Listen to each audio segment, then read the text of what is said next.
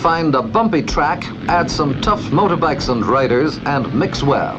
The result, a scramble, a sport which today attracts thousands of followers and is producing British scrambling machines which are being exported all over the world.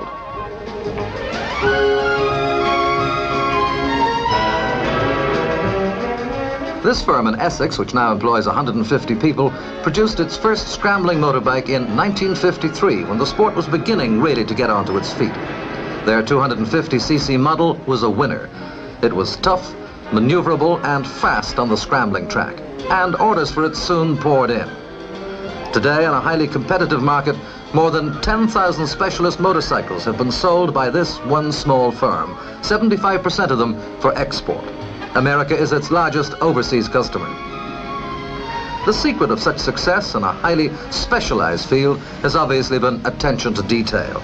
If the smallest part for the machine could not be obtained exactly as required, the company turned to and made it themselves. Today, virtually everything that goes into the machine is made on the spot. With worldwide success for its 250cc model, the company is now working on a new, more powerful scrambling bike. This 360cc model, being put through some rigorous testing on a nearby track, has taken 18 months to develop. Worldwide markets are wide open for this size of competition motorbike if it proves to be another winner. The job of the company's test riders is to try to find something wrong with these power-packed flyers.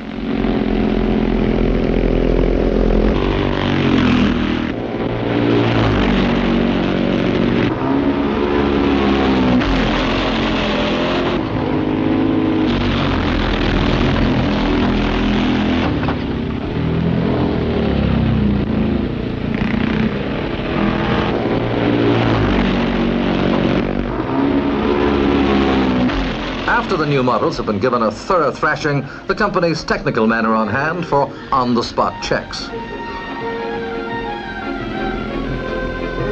And on hand, too, is the man who has to sell this new machine throughout the world, Mr. Preston Cobb, sales director of the company.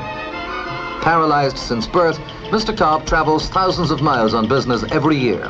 He's driven most weekends to scrambles where company machines are competing. And with 2 assistants, he travels the world selling this company's tough little British-made scramblers.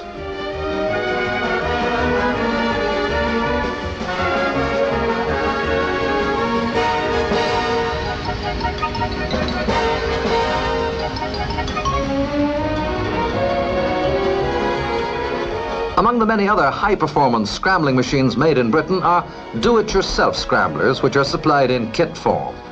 This latest 360cc model, produced by a Birmingham firm, is being assembled by an up-and-coming young Midland rider, 19-year-old Dave Smith and his pal.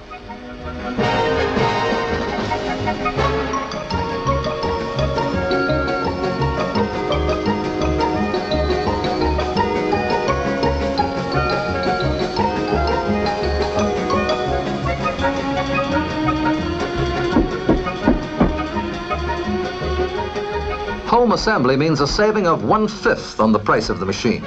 And for anyone with a good working knowledge of motorcycles, the job can be completed in 3 hours. Dave Smith, who's been scrambling for just over 2 years, rode this bike the next day against some of the hottest competition. 8-year-old Robin Gersden of West London should be a future threat to the world's top scramblers. Here he is after riding for only 4 months on a miniature 50cc scrambling bike built by his father, who's a motor mechanic and trials rider.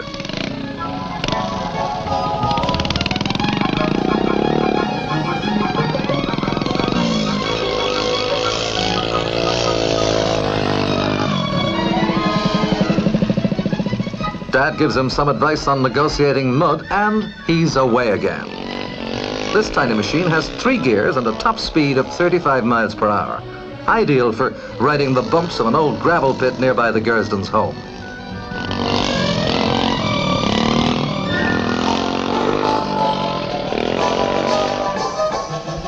The question of training facilities for young scrambling enthusiasts is a major problem in Britain for this rapidly expanding international sport.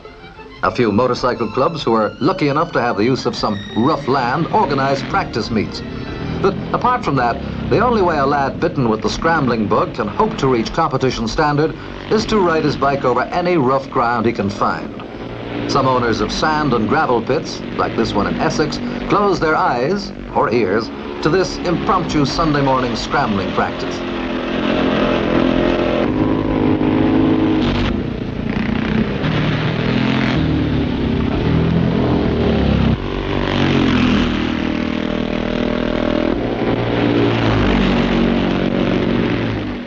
Organized by local motorcycle clubs, scramble meetings are held throughout Britain during the summer with odd winter meetings. At the big meets, like this one at Shrewsbury, as many as 200 riders from every part of the country will be competing. With a national championship event attracting star riders, the crowds flock in to watch the tussles to come.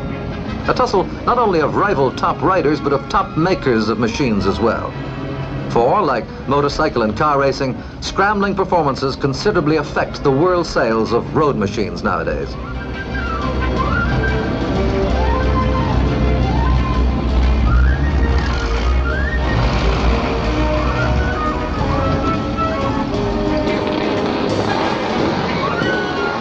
The Scrambler is basically a road machine developed for tougher work. Extra grip tires are fitted, lights are not.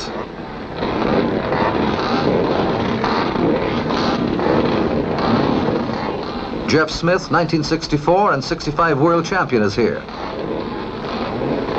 Also, Dave Bickers, 1966 British champion. It's going to be a rough ride, so scrambling gear is tough. And under international scrambling rules, only standard commercial fuel may be used. There are 30 of Britain's top riders in the lineup for the mass start. It's a 12-lap race, each lap 1.5 miles of some of the toughest riding in Britain. Men and machines take a pounding as they hit the bumps.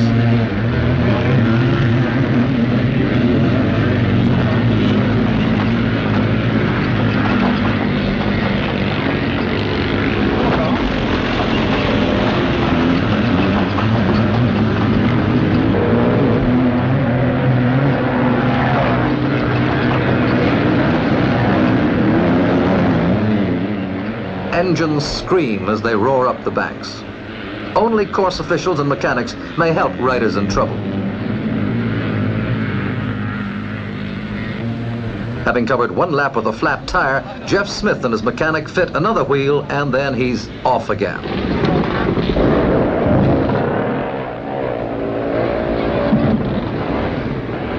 Those extra grip tires help to pull the bikes up the hills and over the top.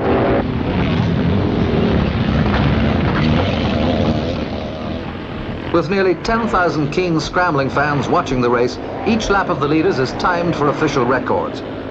The riders are thinning out now, for no more than a half of the starters will complete this grueling test.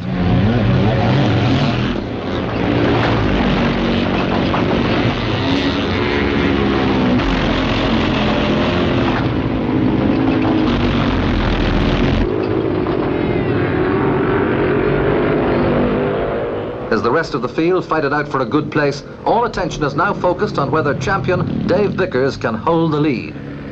No, he's overtaken on the 10th lap. And at the winning post this time, it's a local rider, Alan Clough, with Bickers second. But in the ingredients of a good scramble, there's no bickering.